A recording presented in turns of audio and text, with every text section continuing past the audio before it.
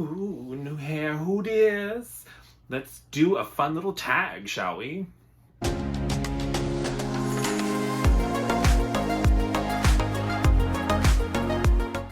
Hi guys, welcome back, bienvenue, and all that jazz. It's time to talk about some books. Or today we're doing a fun little tag that I was tagged in by Kay over at Kay's Hidden Shelf, and this would be the reread, rewrite, or burn book tag. So basically the gist is we'll have 5 different matchings where I will use a random number generator to pick a book between 1 and 100 of my most recently read books on Goodreads, and then in each set of 3, I get to choose one book that I get to reread, one book that I would rewrite, and one book that is just better off as ashes.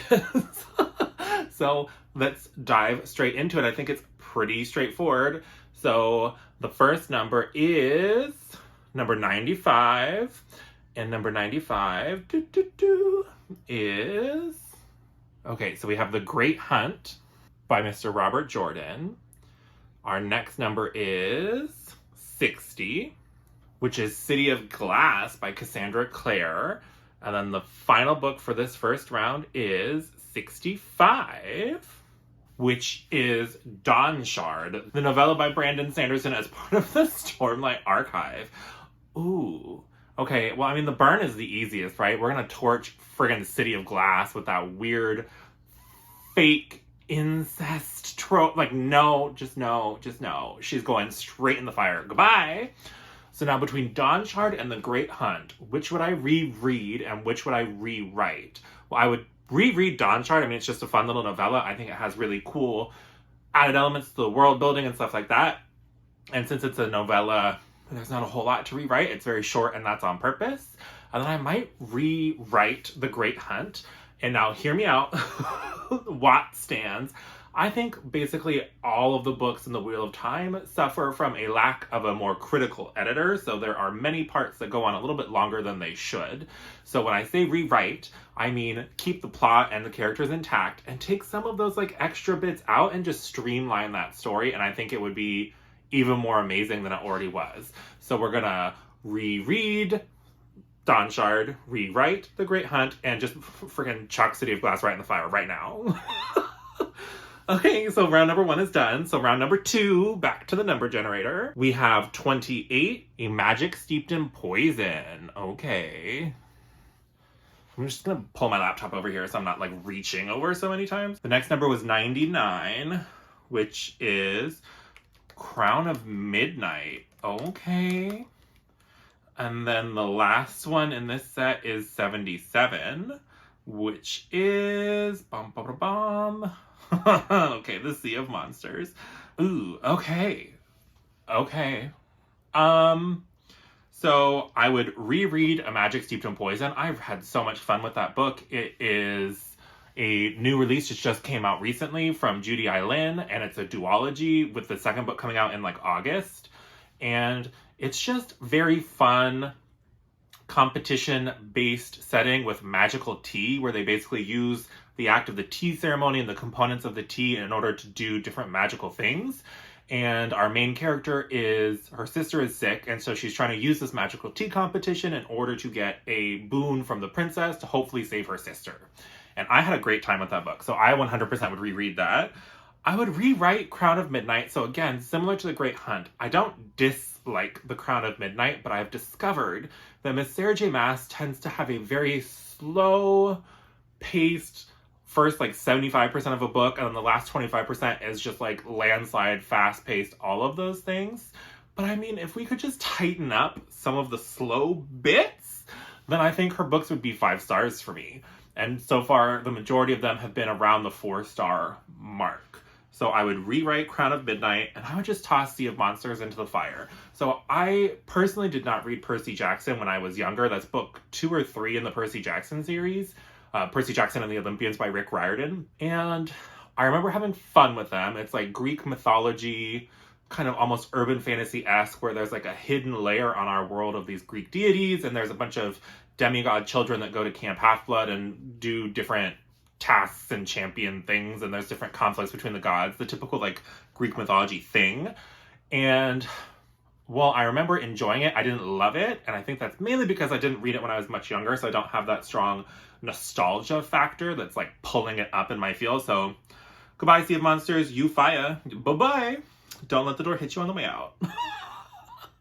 Okay, so the next round, we have 53 and 54 and 24. Okay, so 53 and 54. So we have Rule of Wolves and King of Scars by Leigh Bardugo. So we have the King of Scars duology in its entirety. That's interesting.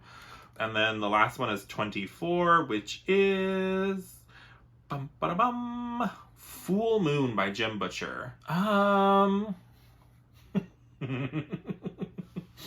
Today's just my day to get in the hot water with all of the fandoms because I've already burned a Cassie Clare book. I've already rewritten Sarah J. Maas and burned a Percy Jackson book, so we'll just double down. So I would burn Full Moon. Full Moon was not bad by any means. It was fine, but I find Harry Dresden and that skull, like the pervy skull, kind of annoying. And I'm a stan forever and always Anita Blake and the Laurell K. Hamilton works.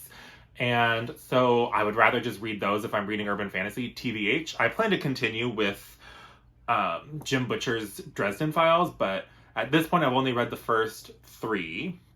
And Full Moon is book 2, so burn it. Goodbye. Bye-bye. So then King of Scars and Rule of Wolves. I think Rule of Wolves was significantly better than King of Scars. I enjoyed it a lot more. So maybe I'll reread Rule of Wolves and rewrite King of Scars. And that, in that rewriting process, maybe I would make it a little bit more focused on Homeboy. If you know, you know, like King of Scars is basically the titular character. If you know who that is, you know who that is, and he is a fan favorite. However, this duology really doesn't focus as much on him as I would expect it to. And so I would think that maybe, especially in the book that's specifically named after him, that he would play a larger role. So I might rewrite that sucker to give him a bigger role, and I would just reread Rule of Wolves because I had a fun time with it. And I would read it again. I'm not ashamed. I know a lot of the Grisha fans hate the friggin' King of Scars duology, but I had a fun time with it. There are some kind of like whatever things that happen, but it's still, I mean, Grishaverse is not like the most groundbreaking thing ever. I know it's a lot of people that like stan Six of Crows as some of their favorites of all time, and that's just not the tea for me. But Rule of Wolves is fun, and if you haven't read it, you should. So we have 74, and then 86, and then 88. So 74 is The Last Olympian, another book in the Percy Jackson series. 86 is The Rite, which is in the Forgotten Realms. It's part of the, I don't remember if it's, I want to say it's book 2 in the Year of Rogue Dragons trilogy in the Forgotten Realms. And then 88 is Fortuna Sworn, which is a self-pub fantasy romance with fae book. It's book 1 in that series from KJ Sutton. So, so again, we've already talked about it. Percy Jackson, not my fave. Goodbye, Last Olympian. Enjoy your ride into the flames. We don't need to talk too much about that. Bye-bye.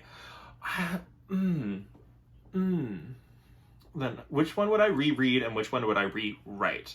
So The Rage, The Rite, and the Ruin, the Year of the Rogue Dragons trilogy in the Forgotten Realms by, I don't remember who, I'll put it wherever. I remember having so much fun and I really want to reread that series. So I'm just going to reread The Year of Rogue Dragons and I'm going to rewrite Fortuna Sworn. But what specifically? What would I want rewritten about Fortuna Sworn? Okay, so I read this on the audiobook recently and I had a really good time with it. It was like 4 stars. There is like a trial element later on, but I guess that's the part that I would want rewritten. I think that the trials could have been a little bit more intricate and kind of cooler. They were fine, and I had a fun time with that book, but I think that the trials especially could have been just a little bit more. So let's rewrite that part of Fortuna Sworn. We'll reread The Rite, and then we're burning Percy Jackson, basically in its entirety, it seems like. So we are brutal today. No mercy. Round number 4, we have 65. I feel like I'm like in a bingo hall. 65. Does anybody have 65? 7. And 98. Okay, so 98 is The Last Mrs. Parrish, which is a thriller, domestic thriller by Liv Constantine that I recently read. 65 is, we're going to re-roll that sucker because we already did Dawnshard. So we re-rolled to 49. So let's find out, what is 49? A Terrible Fall of Angels by Laurell K. Hamilton, book 1 in the Daniel Havelock series. And then number 7 is Gurzil. Okay. Which is a self-pub that recently came out by I Anonymous. And that is kind of more historical fantasy, historical fiction, somewhere blurring that line during the fall of the Roman Empire. Okay, so The Last Mrs. Parrish, I really did not care for. I talked about it in my recent wrap-up. It's a domestic thriller, basically, where there's this lady, Amber, who decides that she doesn't like the life that she has and has made it her mission to basically take over the life of this rich lady and steal her husband, steal her kids, steal her money. She's coming for your kids, your families, lock your doors. Like, she's coming for everything, literally. And she's awful. The things that she'll do to manipulate people to get what she wants is just horrible. And then you find out that there's a little bit more going on in that marriage than you originally know, and I just did not care for it. So bye-bye. She's burned. She's gone forever.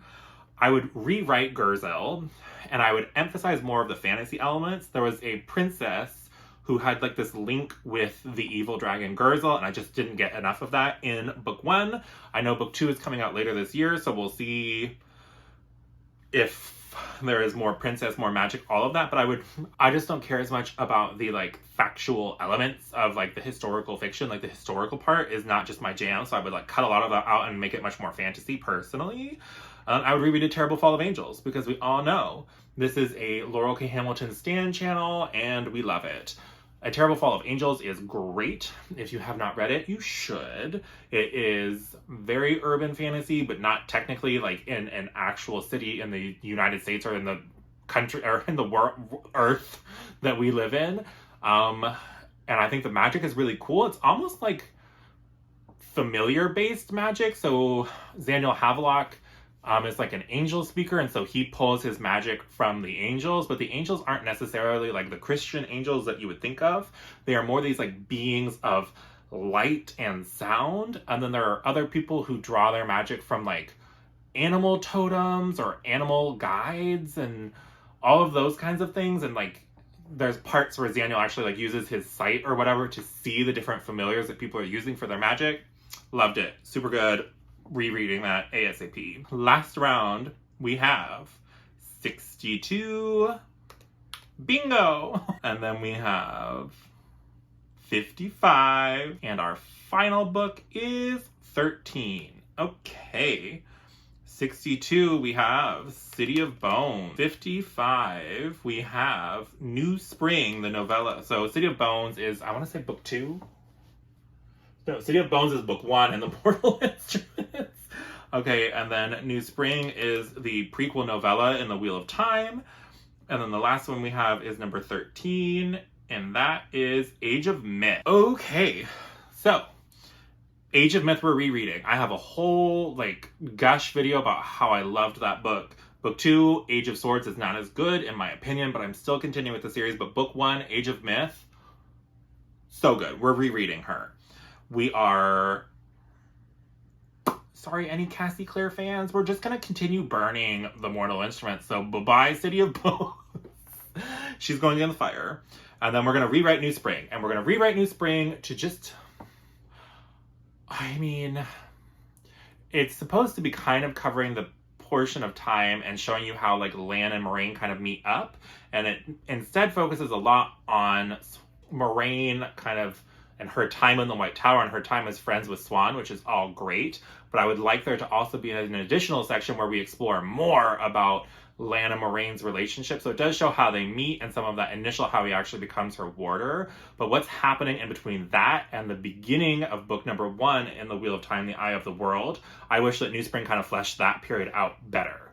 So I would rewrite New Spring, reread Age of Myth, and bye-bye City of Bones. You shall not be missed. And that, my friends, is the reread, rewrite, or burn tag. As you can see, I have no problem setting hypothetical fire to books? Am I actually going to get rid of these beautiful City Mortal Instruments books? No. May I actually reread them someday? Maybe. Probably not, but maybe. Like, the possibility exists. So I have no problem setting hypothetical fire to any book, but am I going to actually burn them? No. So, but this was just a fun little tag. So thanks so much, Kate, for tagging me. If you are seeing this and you're interested in doing this tag, please do so. But just to tag a couple people, and no pressure. If you see this and you want to do this, please do. Let me know if you do it so I can watch it. So I'm going to tag a fictional escapist. I'm going to tag Ingrid at Ingrid Inspired, and I'm going to tag Jashana over at Jashana C. So, tag it, you're it. What you going to do about it? And that's all I have for you today. I hope you enjoyed this video. If you did, please give it a like and consider subscribing if you want to see more bookish stuff like this from me. Other than that, I hope you have a great rest of your day, and I'll talk to you again soon. Bye!